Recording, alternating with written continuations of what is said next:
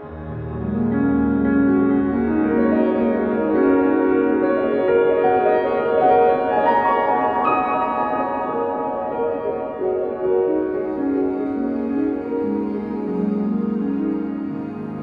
how are you? Today I will talk about this painting and how I went on a field trip, if you want to say so, to gather the information to make this painting in my studio.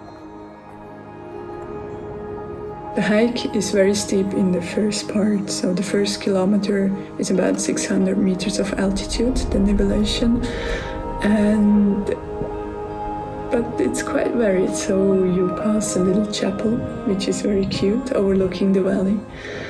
Then there is a lot of stairways cut out of stone or placed with stones.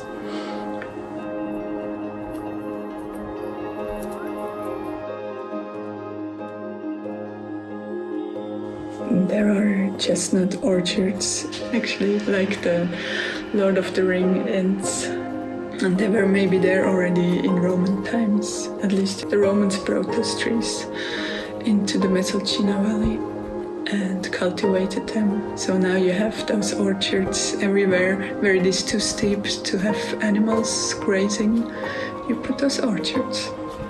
And in autumn, the chestnuts are collected and you survive the winter thanks to those chestnuts. The viewpoint overseeing the Mesolcina Valley.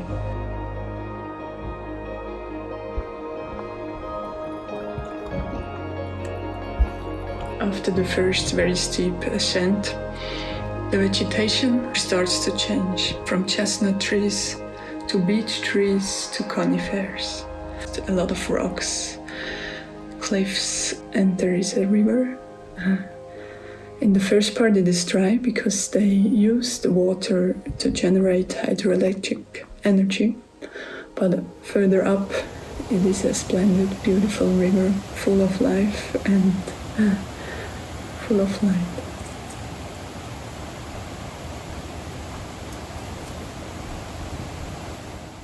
The steep valley starts to open to accommodate a alpage, a small alpage, and of course the breathtaking view over the lake surrounded by the Fiel de Sembroch, some mountain cliffs like an amphitheater surrounding the lake.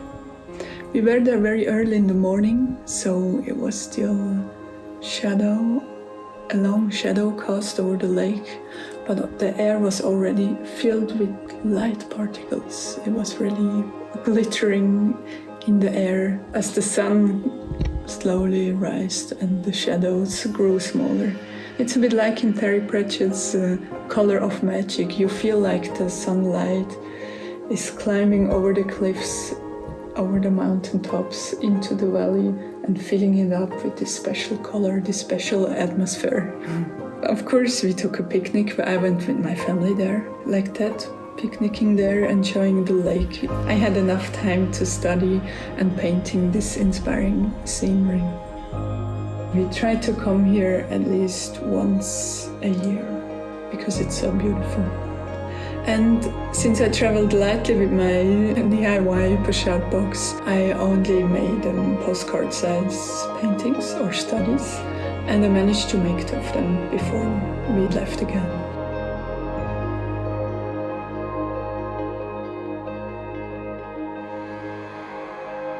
So the experience of that morning at the lake, and of course the photos, the videos I captured, the scenery in front of my internal eye helped me to make this bigger painting in the studio.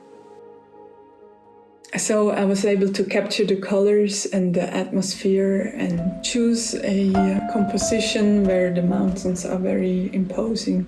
But it's actually, when you get up there, the thing that you look at first, it's this imposing mountain surrounding this lake. I did this painting in one day. I started quite early in the morning, the day after the hike. And I really enjoyed making it. It is such a sort of thanks to this painting, I relived our hike and this atmosphere, the scenery. And I think I did quite well capturing it on canvas. So what did I learn from this excursion? It was a very breathtaking, awe-inspiring excursion or field trip, and my heart is full of joy. The reason why I make those field trips, these plein air field trips, is to study this beauty, which sometimes I think is a bit lost in our society or in our very hectic day-to-day life. So the goal is to immerse myself into this landscape which surrounds me, because I actually decided, or we as a family, or my husband and I, we decided to live here because it's so beautiful. And we have never regretted it since, I must say. So every day you look out of some window and you see this beauty of the alpine landscapes. So I immerse myself on those field trips in this very special Kraftorte, it's called in German, where you can refuel, where you're surrounded by this intact nature and by this beauty. And this is the essence actually that I want to capture in my paintings.